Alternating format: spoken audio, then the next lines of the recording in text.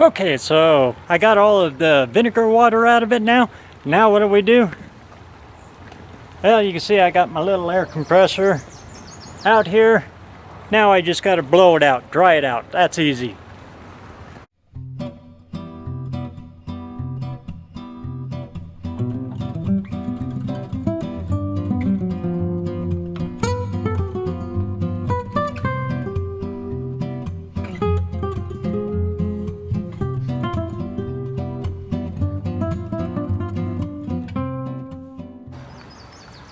Okay, so I blowed it all out. It's kind of dry. Now we need to hyper dry it and then seal it so it won't rust again, so it won't flash rust. I'll show you how we do that. First of all, I got to get the plug back in. Again, the plug. Stand her back up just like that. Now, we need something in there that's going to flash dry it and pull all the water away at the same time. And it's my good old friend over here, acetone.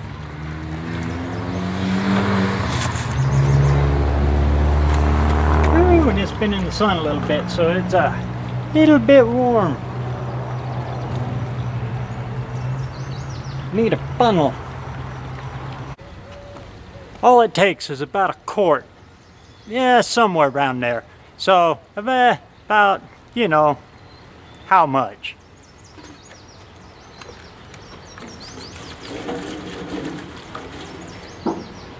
That looks pretty good.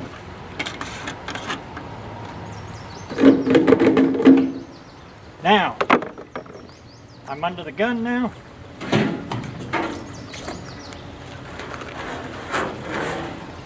We'll slosh that all over in there.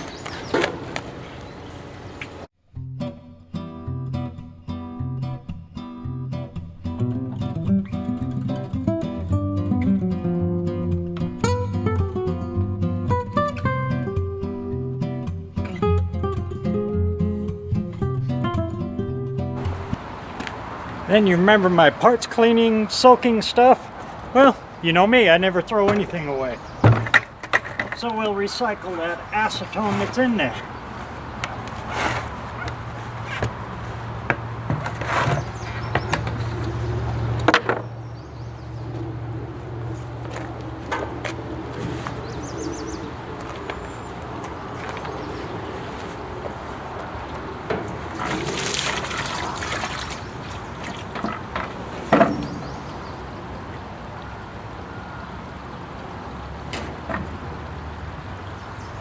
Just like that. Yeah, spilt a little bit, but yeah, par for the course, right?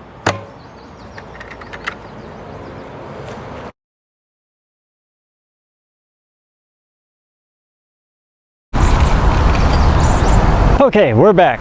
What I've done now is I put the acetone in it, rolled the acetone around, you seen, just let it coat all over and strip anything out of the metal.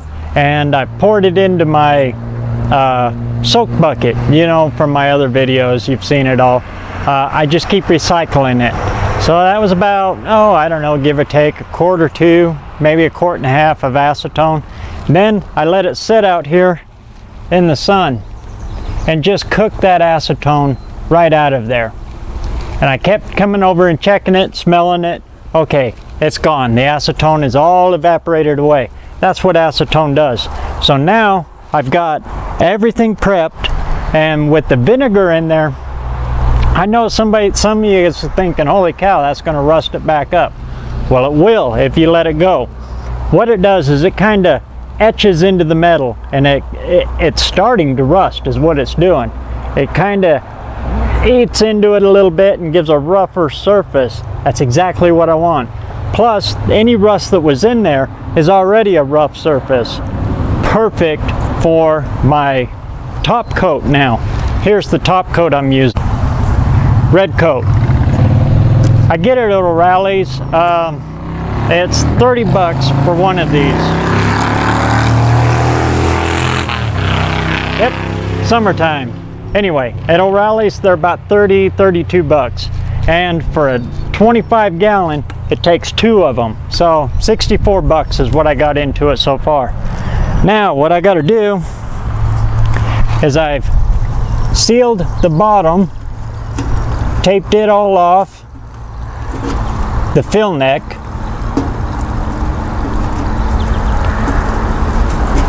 So it's good and sealed. Now I'll go through the sending unit. You can see here, I've opened it up for the sending unit. And then I'll pour this stuff in. To do this, I want to make a funnel. What better than the empty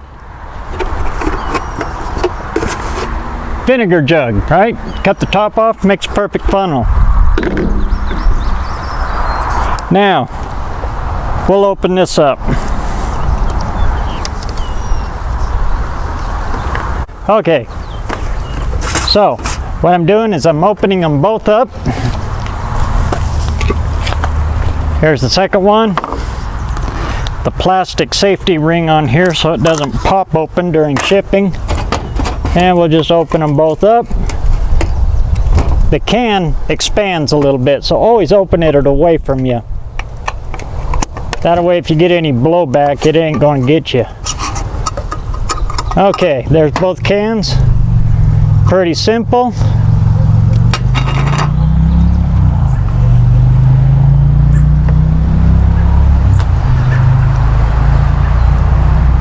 Now, you just dump it in there.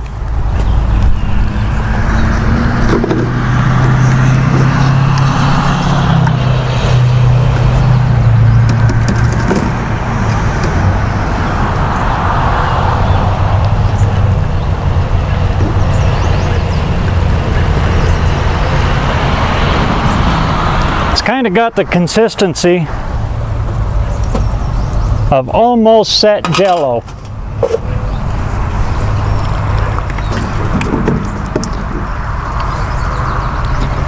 Well, there, I done made a mess.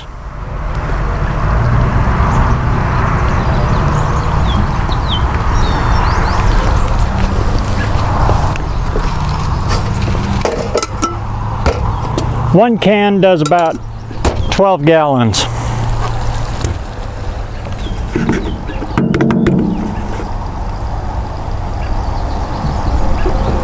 Now, the process has started, so I got to be on the ball. You can see it starts to harden pretty doggone fast.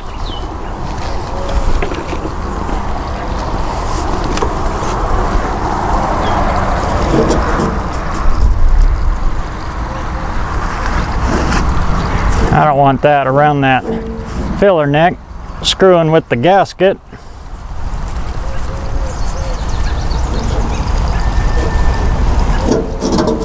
Now before it's cured all the way, you can get it off with a little bit of acetone. I just don't want any of it down here messing with the gasket or the seal of the sending unit. Okay, now we put the sending unit back in.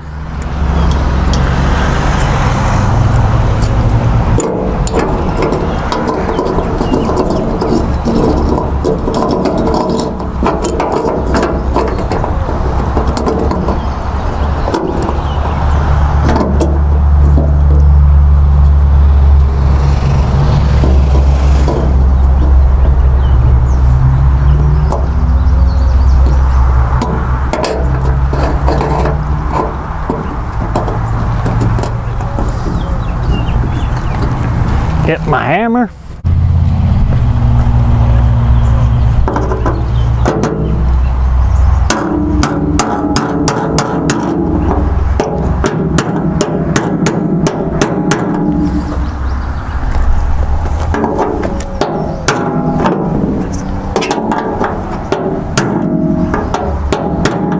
All right, like that.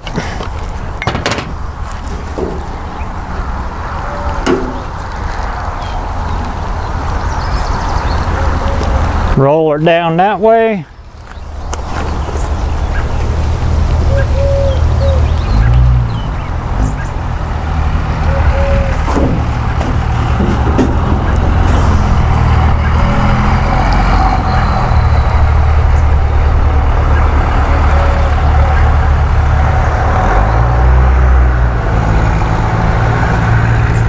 Don't shake it, just roll it.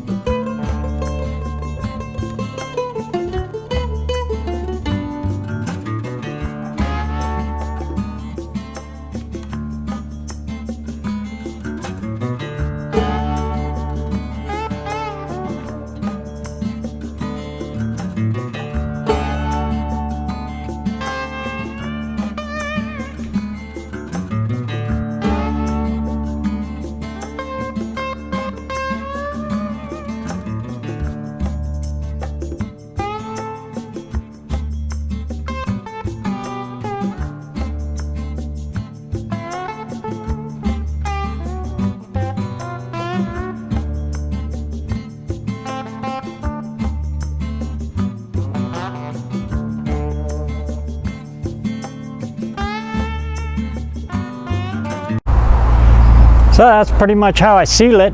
I'll just keep rolling it and rolling it and rolling it.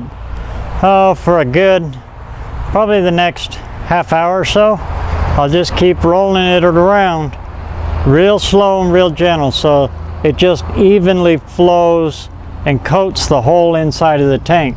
Then I'll get in there with the flashlight and I'll scope it around and make sure that red coat is completely covering all of the tank. I might have to add another quart. I don't know. You don't know until you get into it and it's all done. Like I said, this gas tank is a 25 gallon, so I had to use 2 quarts. 1 quart does around 12 gallons. For a motorcycle, you know, it would take a little less. You get what I mean. And then at the end, when you're all done with it, then you pour what's left over back into one of the little containers, seal it back up, and it's supposed to last, but trust me, it only lasts for a little while. So if you're doing multiple tanks, you know, you can get more than one use out of what you got left over. But I think it has to do with the airspace inside of the can. Every time I've opened one up after about a month or so, it's rock hard again. So anyway, that's where I'm at with it. I'm going to cut this one short because you don't want to watch me just rolling a tank around. But that's how I seal it up. Next one, you'll see me scope inside of it to make sure it's all coated, see where it's at, make sure I don't have no stalagmites, you know, in it, and we'll go from there. Hopefully, the next one is putting it back in the car. When you do this, it takes a long time for it to totally cure. And the biggest failures that come from this stuff is lack of prep. I can't emphasize the prep work more than I possibly can. That's the reason most of it fails. The metal etch with the vinegar water, then drying it out, then hitting it with the acetone to roll it around. The acetone will suck all of the vinegar water away from it, giving you a completely dry surface, because acetone evaporates very quickly. That's why I was rolling it around in there. Plus, it cleans any varnish residue that might still be in there, gets rid of it. Any kind of contaminants like that, any moisture up on the walls of the tank, that causes places where the Red Kote can't stick to, and it'll lift, and once it lifts, gas gets under it, and then it'll come off in sheets. So really pay attention to your prep work. That's why it's taken me so long, and I went through all of those steps in order to get to this point. So I hope that helps somebody out there, and well, also so far I'm into this, I'd say probably 70 bucks for the complete tank restoration. 70 plus 50 for the sending unit, and another 20, so 70, about 150 bucks for a complete restored tank, as compared to whatever. Every day I check the prices on a new tank. They're up and down and up and down and all over the place, depending on who's got them. I did see one on Rock Auto now that's like 400 bucks, but you know, still 150 compared to 400, you know, it is what it is, right? So there are cheaper ones out there. I just, you know, you got to catch them when you can catch them. But that's my video for this. In the meantime, get out there and get some metal hot in this hot sun. Whew. I'm gonna go ahead and get a drink of water. Catch you on the next one.